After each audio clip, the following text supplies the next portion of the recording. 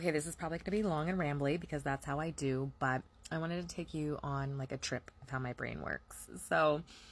Um, y'all know we do PTSD on Mondays, but my counselor has not been here. They won't be here until the end of the month. So I have not had any PTSD processing, EMDR processing for like this whole month on Mondays. I just don't have it. And of course, New Year's was a Monday and Christmas was a Monday. So I will have gone like 5 or 6 weeks with no EMDR.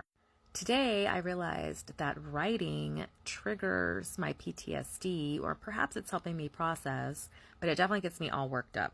And I say that because I got a survey in my email about reviewing my ENT that I went to the other day. Now, I don't know why. I don't know why I do these surveys, but I am a survey doer, all right? I've gotten paid for doing a lot of market research before. I just enjoy giving my feedback on products that people that want my feedback. Companies claim to want your feedback. I'm here to provide it. That's the one place where it is a solicited opinion, and I'm here for that. But until today, I did not realize how much writing down what happened to me was going to really affect me, because as I started and I was asked these very specific questions about the visit to my ENT, I was not giving them the answers that they want to hear. You know, like they ask you, would you recommend so-and-so to your friends? And I'm like, no, I would not. Now, the main reason I would not is because I don't do that. I don't really recommend, unless performance is stellar, I don't recommend things to people. I do not give unsolicited recommendations.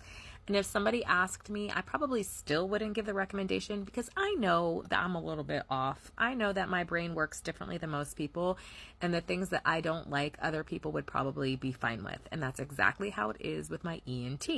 I suspect that most people would have loved my ENT. He is a very personable kind of person. He tries to be. But for me, when he came in, he tried to force me into being chatty and jovial. And I'm not a chatty and jovial person at these doctor's appointments. I have PTSD. To which I always tell them, hey, I have PTSD. And then he still tried to force the interaction down my throat in a way that was uncomfortable for me. I really do think that most people would probably like him. His Google reviews are pretty good because, of course, after the survey, they linked me to his Google page and wanted me to write a review. I did not do that yet because I feel like already that probably the review that I gave him, like just through their survey, I don't know if he's going to get in trouble for it or whatever. Probably not, right? But I started thinking afterwards, and I went and asked my husband, who used to be in healthcare. I asked him, are you guys able to see what patients write about your surveys? And he said, well, it depends. If your management, definitely, it just really depends. But yeah, they're probably going to read it. Now I'm worried that I was too honest, and it's going to be an awkward and uncomfortable next visit. So I'm like thinking to myself, am I making these visits bad on purpose? Am I doing some sort of weird self-fulfilling prophecy because of how my brain works? Like, I can't help it.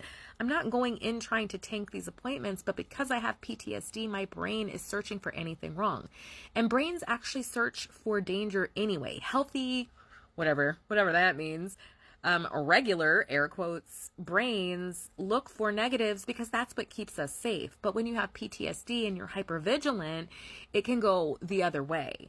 The thing is, though, is I do get along with a lot of people, but most of them are also neurodivergent people. They're not neurotypical, which I don't even know if neurotypical really exists, but they're not the same as me. So I think that I wrote an honest review, but it wasn't numbers that would get anybody awards. So because we live in for-profit healthcare, if his agency is tying any kind of monetary compensation to these rewards, like, it kind of makes me feel bad, but at the same time it doesn't. And now I'm on the fence on whether or not I should be honest in the Google review, mostly because I have to see him again. I should probably just find another one, but the way the insurance that I'm using, they have certain doctors that they're contracted with. It's not like I picked him. My insurance picked him. And I'm kind of a person who's like, I'd rather the devil I know than the one that I don't. I already know how he is. I can like change how I act now that I know, maybe I can change. But like, that was a super invasive procedure, and I think that they need trauma training, and I put that in my review. You know, I put in there that maybe he just rubbed me the wrong way, that I did put like allowances in, but his assistant, his nurse, put the wrong medicine. She didn't listen to me, and he didn't listen to me either. He tried to talk over me when I expressed concerns that I had. He immediately was like, no, all I'm saying is that you have to make better choices. He was very condescending to me and very dismissive of when I told him, hey, look, I have PTSD, I have ARFID.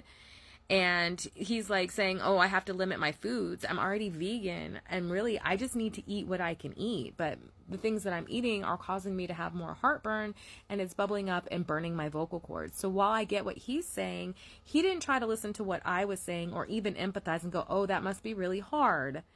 I don't know. I think I'm putting too much on it, and now we'll see. I don't know. I'm overthinking it because I overthink everything, and I can see the sides. I can see both sides. I can see all the sides of everything, and it makes it really hard to make decisions or to know if I need to correct what I'm doing or not correct what I'm doing.